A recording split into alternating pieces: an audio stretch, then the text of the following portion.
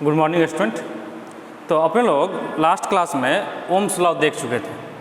Ohms law देखे थे, V equals to I into R हुआ था या R equals to V by I हुआ था, जहाँ पे V जो है potential difference across the ends, potential difference across the ends of a conductor, I current था और R जो था एक रेसिस्टेंस था जो मटेरियल का कांस्टेंट था, जो डिपेंड करता था मटेरियल के प्रॉपर्टीज़ पे और उसके डायमेंशन पे और साथ में टेम्परेचर पे भी करता था। लेकिन अपने लोग के लिए टेम्परेचर हमेशा कांस्टेंट होगा, क्योंकि V equals to I into R तभी होता है जब टेम्परेचर जो होता है वो कांस्टेंट होता है। चलिए तो आगे बढ़ते हैं और हेडिंग डालेंगे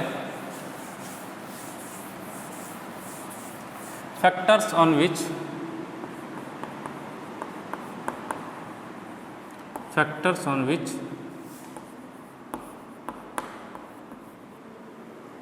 factors on which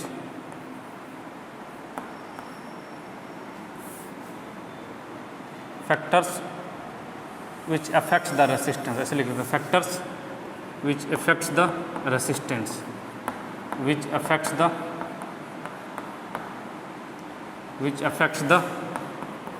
resistance। चलिए, factors which affects the resistance मतलब ऐसे फैक्टर जो रेसिस्टेंस को इफेक्ट करता है, जो रेसिस्टेंस को अफेक्ट करता है। तो पहला है लेंथ, तो लिखेंगे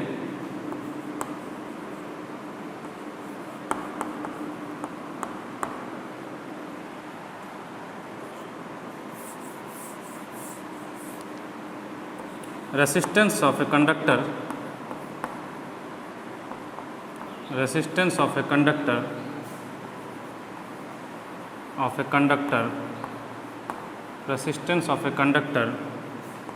is directly proportional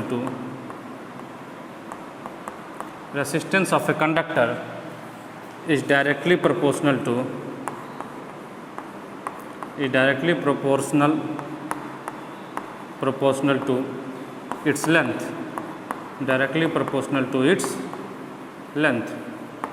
चलिए समझते हैं ये क्या कहना चाह रहा है। बोला गया कि किसी भी कंडक्टर का जो रेसिस्टेंस होगा, जो उसका प्रतिरोध होगा, जो करंट को विरोध करने का कैपेसिटी होगा, तो जो रेसिस्टेंस ऑफ ए कंडक्टर होगा वो directly proportional to its length, इसके लेंथ के डायरेक्टली प्रोपोर्शनल होगा। कहने का मतलब जितना ज़्यादा लेंथ रेसिस्टेंस उतना ही ज़्यादा है, जितना ज़्यादा लेंथ रेसिस्टेंस उतना ज़्यादा है। मतलब R is directly proportional to L। समझिएगा बात को, थोड़ा इसको फील लेते हैं। फील कैसे फील आएगा? मान लीजिए कि इस तरह का पाइप है, और इस पाइप के अंदर आपको घुस के निकलना है, इस पाइप के अंदर आपको इधर से घुसना है और इधर से निकलना है। अब मान लिया जाए कि पाइप का लंबाई 1 मीटर था। इनिशियल में पाइप का लंबाई 1 मीटर था। तो जब 1 मीटर था तो हालांकि पाइप बहुत जो है कम मोटा है, तो आप इसमें सो के घुसेंगे और घसीटते हुए बाहर निकल जाएंगे, इस तरह से घसीटते हुए, ठीक है, बाहर निकल जाएंगे। पॉसिबिलिटी है, मुश्किलें आएगी, दिक्कतें आएगी, आपको हो सकता है चोट भी लगे, लेकिन आप बाहर निकल जाएंगे। अब मान लिया जाए कि आपको बोलेंगे कि चलो पाइप इतना ही मोटा है, लेकिन ये पाइप जो है 200 किलोमीटर लंबा है, ये और लंबा है, 200 किलोमीटर लंबा, तो क्या आप इसमें घुसने की हिम्मत करेंगे? बिल्कुल नहीं। आपको सोच के ही डर लगेगा कि कहीं जाते जाते बीच में अटक गए तो कोई देखने वाला भी नहीं होगा बाहर से कि भाई तुम किधर अटका है। तो समझिए बात को। तो कहने का मतलब जितना लंबाई बढ़ाए आपको घुसने में डर लगा, मतलब आपको समझ में आया कि जब इसी में घुसेंगे अगर लंबाई ज़्यादा है तो तकलीफ ज़्यादा होगी, मुश्किलें ज़्यादा आएगी। तो तकलीफ या मुश्किल जो होता है करंट को चलने के लिए, करंट को रास्ते में जो मुश्किलें आती है उसी को तो रेसिस्टेंस कहते हैं। रेसिस्टेंस का मतलब ही होता है जो चल रहा है करंट उसका अपोज करना। तो इसका मतलब लंबाई बढ़ने से क्या हो जाएगा? रेसिस्टेंस। यहाँ पे देखिए ना, आपका विरोध लंबाई बढ़ने से, लंबाई बढ़ने से आपको तकलीफ ज़्यादा होगा, आपका विरोध ज़्यादा होगा। आप चाहेंगे कि हम इसमें न घुसे, तो उसी तरह करंट का भी तो वही स्थिति है, ठीक है, कि अगर ये ज़्यादा वायर लंबा होगा तो वो नहीं जाना चाहेगा, मतलब रेसिस्टेंस ज़्यादा है, मतलब लंबाई अगर बढ़ाए तो रेसिस्टेंस भी क्या हो गया? बढ़ गया। इसलिए R is directly proportional to L। अगला है एरिया।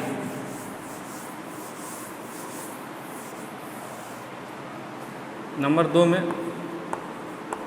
एरिया। चलिए, resistance of a conductor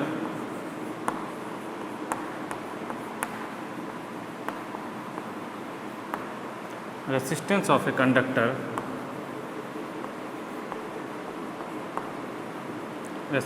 a conductor is inversely proportional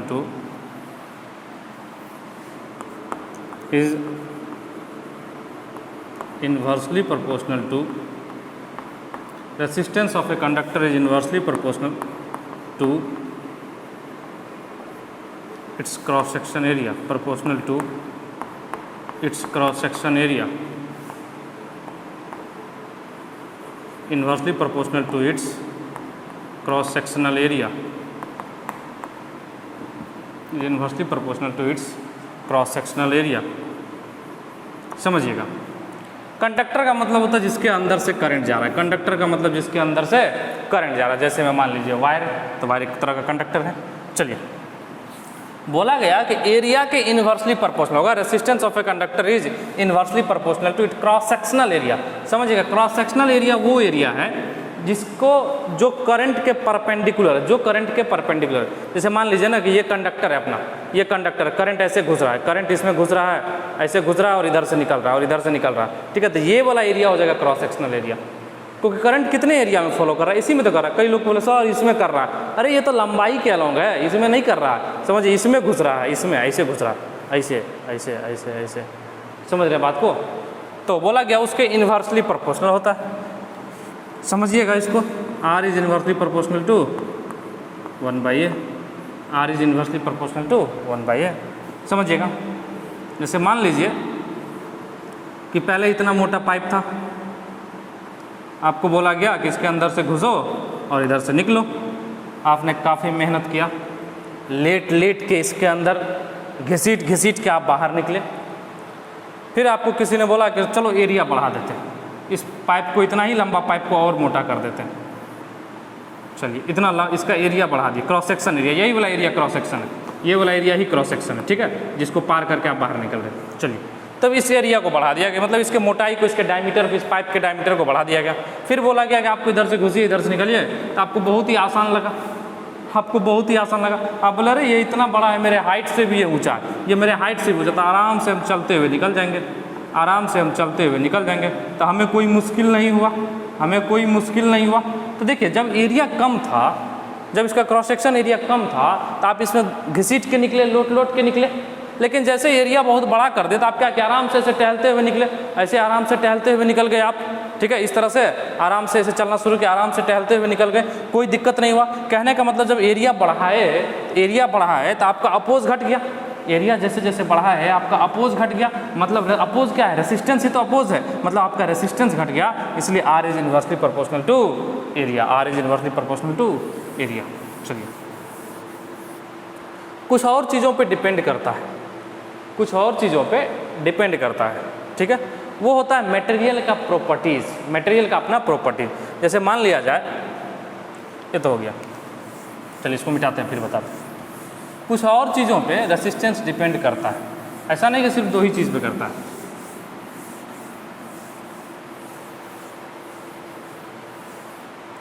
number 3 लिख लेंगे, resistance also depends on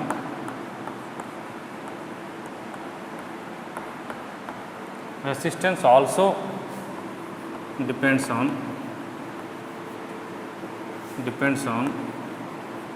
the material, depends on the material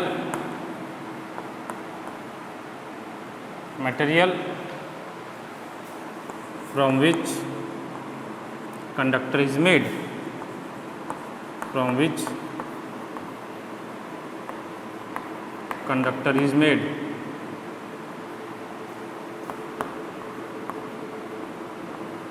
समझिएगा बात को।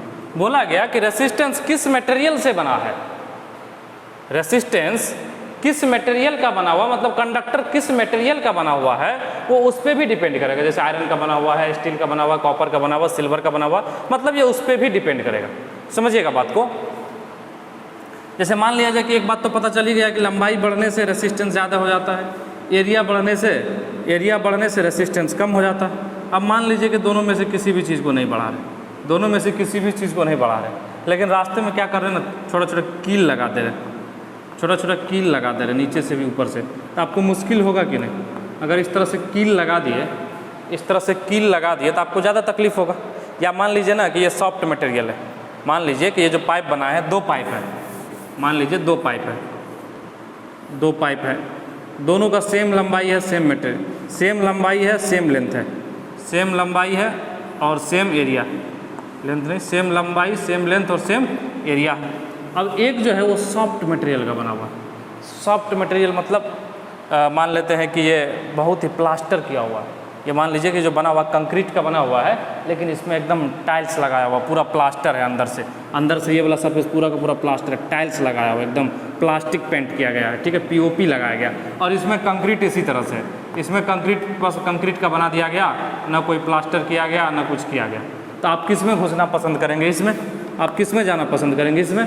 तो क्यों जाना पसंद करेंगे? क्योंकि यहाँ पे अपोज कम होगा, यहाँ पे आपको मुश्किलें कम होगी, क्योंकि ये पूरा का पूरा प्लास्टर है, एकदम पीओपी लगाया गया, टाइल्स लगाया गया अंदर में, तो आपको जो है रगड़ाहट कम होगा, समझ रहे हैं, आपको तकलीफ कम होगी। लेकिन यहाँ पे कंक्रीट उभड़ा हुआ है, तो आप जैसे जाएंगे आपका बॉडी छिल जाएगा, आपका स्किन उखड़ के बाहर आ जाएगा, ठीक है। तो क्या होगा कि आप इसमें नहीं घुसना चाहेंगे, जबकि देखिए दोनों का लंबाई भी सेम है, दोनों का एरिया भी सेम है, लेकिन फिर भी आप इसमें नहीं घुसना चाह रहे हैं। तो क्यों नहीं घुसना चाह रहे? क्योंकि ये जिस मटेरियल का बना है वो अपोज ज़्यादा कर रहा है, वो कष्ट ज़्यादा दे रहा है। ये जिस मटेरियल का बना है ये सीधा सीधा कंक्रीट का बना है, ये तकलीफ ज़्यादा देगा। और इसमें क्या है, कंक्रीट के साथ साथ इसमें पीओपी किए हुए हैं, प्लास्टर किए हुए हैं, टाइल्स लगाए हुए हैं, ठीक है। तो इसीलिए ये क्या होगा, ये जिस मटेरियल का बना हुआ है वो तकलीफ कम देगा, तो तब कम देगा तो इसका रेसिस्टेंस कम हो जाएगा, इसका रेसिस्टेंस ज़्यादा हो जाएगा। तो कहने का मतलब सेम लंबाई, सेम क्रॉस सेक्शन एरिया में अगर अलग अलग मटेरियल से दो कंडक्टर बना हुआ है, यदि अलग अलग कंडक्टर से दो मटेरियल बना हुआ है तो उसका रेसिस्टेंस अलग अलग होगा, चलिए अब अगर सभी को एक साथ लिखें, जैसे R directly proportional to L था और R inversely proportional to area था, ठीक है।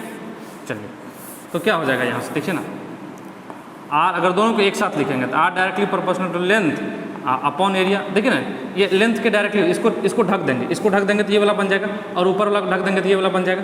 इसको ढक दीजिए, ये देखिए ना, R inversely proportional to A, ठीक है। दोनों को एक साथ लिखेंगे तो R directly proportional to L by A। आप लोग जानते हैं कि जब प्रोपोर्शनलिटी को हटाते हैं तो एक कांस्टेंट आता है, जब प्रोपोर्शनलिटी को हटाते हैं तो एक कांस्टेंट आता है, तो R इक्वल टू होता है rho L by A, R equal to होता है रो L बाई A, ये हो गया R equal to rho L by A, जहाँ पे R क्या है, रेसिस्टेंस ऑफ कंडक्टर, R क्या है, रेसिस्टेंस ऑफ कंडक्टर, जिस कंडक्टर का आप रेसिस्टेंस निकाल रहे हैं, रेसिस्टेंस ऑफ कंडक्टर, ठीक है। L क्या है, length of conductor,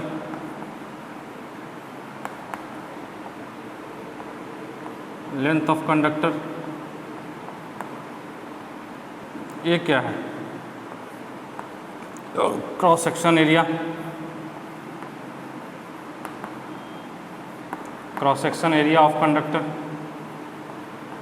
cross section area of conductor.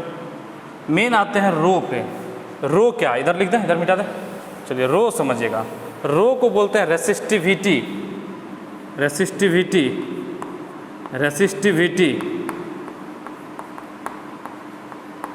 Resistivity और स्पेसिफिक रेसिस्टेंस, और specific resistance of the material of the conductor, जिस कंडक्टर से बना है, समझिएगा। यही है जो बताए थे ना कि resistance also depends on the material, वो यही बताएगा मटेरियल का, ये मटेरियल पे डिपेंड करता है। ये रेसिस्टिविटी जिस मटेरियल से आपका बना है, ठीक है, ये जो थर्ड पॉइंट लिखे थे ना, resistance also depends on the material, देखिए लंबाई के लिए तो लिख चुके थे, एरिया के लिए लिख चुके थे पहले ही, ये जो रेसिस्टिविटी है ना, यही है थर्ड पॉइंट। समझिएगा रेसिस्टिविटी क्या होता है, रेसिस्टिविटी और specific resistance of the conductor, समझिएगा इस बात को, ठीक है, कि रेसिस्टिविटी क्या होता है। सीधा सीधा समझिए, अब ध्यान से देखिए, अगर L को 1 कर दें, L को 1 कर दें, A को 1 कर दें, एल को 1, ए को 1, तो आर इक्वस टू क्या हो जाएगा, रो। आर इक्वस टू क्या हो जाएगा, रो। तो समझिएगा किसी भी मटेरियल का रेसिस्टिविटी निकालने के लिए, जैसे मान लिया जाए कि हमको एल्युमिनियम का रेसिस्टिविटी निकालना है, या हमको इस चौक का रेसिस्टिविटी निकालना है, हमको इस चौक का रेसिस्टिविटी निकालना है, ठीक है, या ये एल्युमिनियम का पीस है, मान लेते हैं ये एल्युमिनियम है अपना, क्या है, एल्युमिनियम अच्छा कंडक्टर है, ठीक है, एल्युमिनियम मान लेते हैं, इसका रेसिस्टिविटी निकालना है।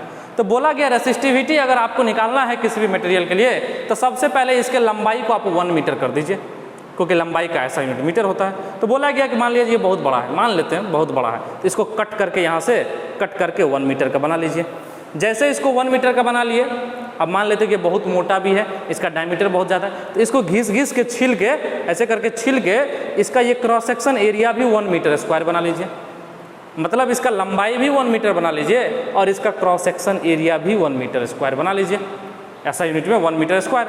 तो बोला कि अब जो ये मैट्रिक जो अब जितना बड़ा ये पीस बचा, उस पीस का जो रेसिस्टेंस होगा उसी को हम बोलेंगे रेसिस्टिविटी, उसी को हम बोलेंगे रेसिस्टिव। मतलब किसी भी मटेरियल का अगर रेसिस्टिविटी निकालना हो तो उसका लंबाई 1 मीटर करिए, उसका area cross section area 1 metre square करिए, और उस पार्ट का जितना रेसिस्टेंस हो जाएगा वही उसका रेसिस्टिविटी कहा जाएगा, वही उसका। देखिए स्पेसिफिक रेसिस्टेंस मतलब ये स्पेशल टाइप का रेसिस्टेंस, स्पेशल टाइप का रेसिस्टेंस है, ठीक है, स्पेशल टाइप का रेसिस्टेंस है जब जब जब आपका लेंथ 1 मीटर हो जाए और एरिया भी 1 मीटर हो जाए।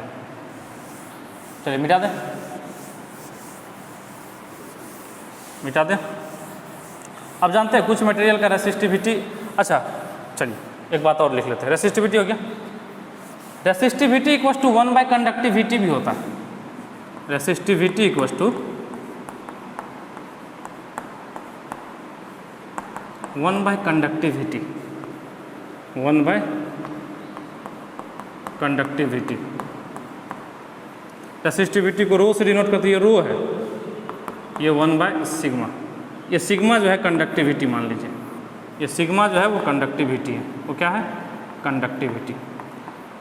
तो जो रेसिस्टिविटी होता है ना वो कंडक्टिविटी का रिवर्स भी होता है, मतलब रेसिप्रोकल भी होता है, समझिएगा इस बात को। रेसिस्टिविटी का मतलब अपोज और कंडक्टिविटी का मतलब कितना आराम से जाने दे रहा है। कंडक्टिविटी का मतलब क्या हो गया, कंडक्टेंस, कंडक्टर, ठीक है, मतलब कितना आराम से करंट को फॉलो करने दे रहा है। तो रेसिस्टिविटी क्या हो जाएगा, कंडक्टिविटी का उल्टा ही तो हो जाएगा। जैसे गरीब और अमीर है, तो गरीब का मतलब क्या होता है, अमीर का उल्टा। तो यहाँ पे क्या है, रेसिस्टिविटी क्या अपोज कर रहा है, कंडक्टिविटी क्या कह रहा है कि नहीं नहीं जाने दो, जाने दो, करंट को जाने दो, ठीक है। तो रेसिस्टिविटी कंडक्टिविटी का क्या हो गया, रिवर्स हो गया, ठीक है। चलिए अब देखिए कुछ मटेरियल के जो है ना, कुछ मटेरियल के जो है ना रेसिस्टिविटी बहुत कम होता है, रेसिस्टिविटी बहुत कम होता है। तो हम घर में ऐसे वायर ही लगाएंगे, हम घर में ऐसे वायर लगाएंगे जिसका रेसिस्टिविटी बहुत कम हो या कंडक्टिविटी बहुत ज़्यादा हो, क्योंकि हम चाहते हैं ना कि जो मेरे खंभा पे से जो हम करंट खींच के लाए हैं, खंभा पे से जो वायर लाए हैं, तो मैक्सिमम से मैक्सिमम वोल्टेज मेरे घरों तक पहुँचे। जो बल्ब लगाए हुए हैं, फ्रिज लगाए हुए हैं, पंखा लगाए हुए हैं, वहाँ तक मैक्सिमम से मैक्सिमम वोल्टेज पहुँचे। तो मैक्सिमम वोल्टेज को पहुँचने के लिए हमको रेसिस्टेंस को मिनिमम करना होगा। तो रेसिस्टेंस को मिनिमम करने के लिए, रेसिस्टेंस को मिनिमम करने के लिए हम ऐसे मटेरियल को चूज करेंगे जिसका रेसिस्टिविटी बहुत कम हो। देखिए रेसिस्टिविटी कम तो ऑटोमेटिकली रेसिस्टेंस कम हो जाएगा, क्योंकि रेसिस्टेंस जो था वो रो एल बाई ए था।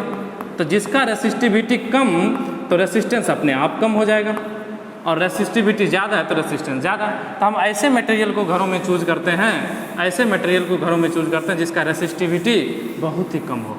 ऐसा नहीं कि कंक्रीट का वायर बना लिया, हम प्लास्टिक का वायर बना लिया। अरे प्लास्टिक का वायर बना लेंगे तो उसका रेसिस्टिविटी बहुत ज़्यादा होता है, एक तरह से वो इंसुलेटर होता है, उसमें फ्लो ही नहीं करेगा करंट, ठीक है। आप लोग अगर एनसीईआरटी बुक में देखेंगे तो एक टेबल दिया हुआ है, हालांकि उसका जरूरत नहीं पड़ता, कभी क्वेश्चन में जब भी आएगा तो रेसिस्टिविटी या कंडक्टिविटी आपको गिवन होगा, लेकिन एक टेबल बनाया हुआ है एनसीईआरटी बुक में, उसको आप देख सकते हैं ऐसे संतुष्टि के लिए कि आपको पता चले कि 10 के पावर -6, -9, -14 तक के टर्म में रेसिस्टिविटी हो सकता है, ठीक है। तो यहाँ पे देखेंगे सबसे अच्छा कुछ एग्जाम्पल लेते हैं कि सबसे कम जो रेसिस्टिविटी होता है वो सिल्वर का होता है, सबसे कम रेसिस्टिविटी जो होता है वो सिल्वर का होता है। तो आप सिल्वर का वायर लगा दीजिए घर में, सबसे कम रेसिस्टिविटी सिल्वर का होता है। तो आपने सिल्वर का वायर लगा दिया घर में, पड़ोसी आया रात को, कोई आया काट के लेके चला गया, ठीक है, पड़ोसी आया रात को काट के चला गया, तो रात को काट के चला गया तो प्रॉब्लम है, तो सिल्वर का नहीं लगाएंगे। तो इसके बाद सिल्वर के बाद जो रेसिस्टिविटी होता है वो होता है कॉपर का, CU, कॉपर शॉर्ट फॉर्म में। ठीक है। तो सिल्वर के बाद होता है कॉपर का। तो कई लोग कॉपर का लगाते हैं, कई लोग घरों में वायर देखे होंगे, जो घर में जो इंटरनल वायरिंग होता है पतला सा, उसमें कॉपर का वायर होता है, ठीक है। चलिए, तो कॉपर का वायर हो गया। इसके बाद आता है रेसिस्टिविटी इससे ज़्यादा एल्युमिनियम का। तो देखिए, सबसे अच्छा वायर, बेस्ट वायर तो सिल्वर हो गया, लेकिन ये लगा नहीं सकते हैं, प्रॉब्लम है, पैसा बहुत खर्चा होगा, समझ रहे हैं, पैसा बहुत खर्चा होगा। सबसे अच्छा वायर तो सिल्वर का होगा, लेकिन प्रॉब्लम है कि पैसा बहुत खर्चा होगा। उसके बाद आ जाइए कॉपर पे। हाँ, कॉपर में पैसा थोड़ा कम खर्चा होगा, सिल्वर के रिस्पेक्ट में बहुत कम खर्च होगा, और ये अच्छा भी है, ठीक है, मतलब इससे थोड़ा सा ज़्यादा होता है इसका रेसिस्टिविटी, ठीक है। तो अब क्या होगा, ये यूज़ कर सकते हैं घर में, और लोग करते भी घर में। लेकिन गवर्नमेंट का जो वायरिंग होता है ना, वो एल्युमिनियम के साथ होता है। क्यों होता है? क्योंकि देखिए, कॉपर बहुत हैवी मटेरियल है, कॉपर बहुत हैवी मटेरियल है। तो दो पोल के बीच में जब लटकाया जाएगा कॉपर को, तो वेट इतना ज़्यादा होगा कि चांसेस होगा कि वो टूट जाए, चांसेस होगा कि पोल लोड ही न ले, या तो वो पोल को नज़दीक करना पड़ेगा, 5-5 मीटर पे, 4-4 मीटर पे पोल। देखिए, गवर्नमेंट क्या होता है, बहुत दूर दूर पे पोल लगाते हैं कि यहाँ लगाया, एक कुछ दूर पे लगाया, ठीक है, मतलब 100 मीटर के बाद लगाया। तो इतना पोल का जो डिस्टेंस है ना, उस पर कॉपर का हैवी लोड की वजह से हो सकता है कि वो टूट जाए, इसीलिए एल्युमिनियम का लगाता है। सस्ता भी होता है एल्युमिनियम, कॉपर के रिस्पेक्ट में बहुत सस्ता है, और गवर्नमेंट को तो बहुत सारा वायरिंग करना है, ठीक है, तो वो एल्युमिनियम का यूज़ करता है। साथ में इसका जो है जो लोड होता है, इसका वेट जो होता है वो कम होता है, ठीक है। एल्युमिनियम देखिएगा हल्का, एल्युमिनियम का घर में बर्तन यूज़ करते हैं, देखिएगा एल्युमिनियम का बर्तन बहुत हल्का होता है, ठीक है, वही कॉपर का बर्तन बहुत भारी होता है, ठीक है। तो एल्युमिनियम यूज़ करता है गवर्नमेंट एल्युमिनियम यूज़ करती है। चलिए, समझ में आ गया, उसको मिटा। बाकी इन सब का वैल्यू आप देख सकते हो उससे, जिसका कभी कोई यूज़ नहीं पड़ता है, एग्जाम में आएगा या कहीं भी आएगा तो क्वेश्चन में ही दिया रहेगा इन सभी चीज़ों का। चलिए, अब एक क्वेश्चन करते हैं, क्वेश्चन करते हैं।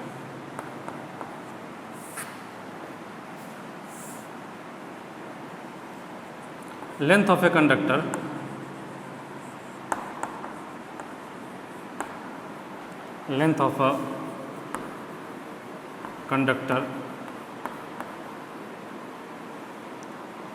is doubled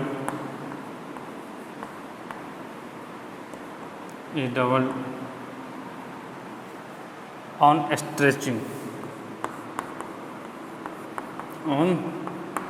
stretching, then its resistance will become, then